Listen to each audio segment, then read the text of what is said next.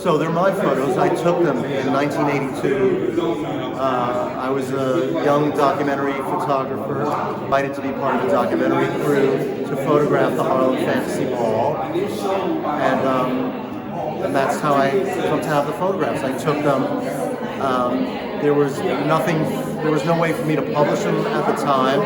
I put them away and continued my career as a photographer until I moved to, I was walking around my neighborhood in the Morale, and I discovered that Peter Bruegel the Elder, the tutorial Renaissance painter, had lived right around the corner. Actually, probably created his greatest works right around the corner from where I was living, and I was so inspired by that because I've always loved his painting.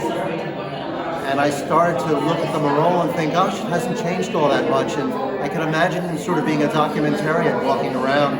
And I thought, wow, he was like the first documentary photographer 400 years before photography.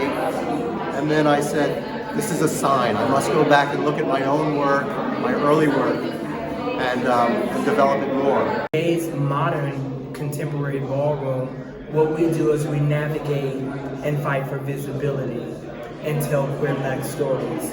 All types of stories, from transgender stories to Asian stories to Black stories, male stories, female stories. The House of LaBeija, when it first started off, it was a house that was for cisgender women as well as transgender women. Back then they were called drag queens. But in today's LaBeija, it has diversified so much. Now it's a house for everybody, and we are very diverse. We have pretty much every race you can think of. We are a house that has over 240 members. We are global as well as really, really big in the States and Europe. We have chapters from North Carolina all the way to Switzerland. I went to my first ball in 1975. I went to my second one in 77. I decided to start the House of LaBeija Army in 79, January 21st, 1979. So this January coming would be 45 years.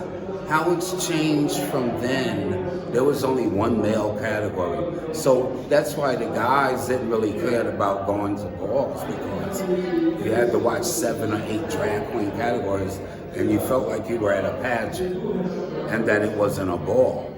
And then when you turned around and you got, the early 80s came in, the male category started developing, which gave us more to do. We had categories like face, body, high fashion evening wear, high fashion executive, a night at the Apollo, a night at the Academy Awards. You had to come with your outfits on to show that you were going to the Academy.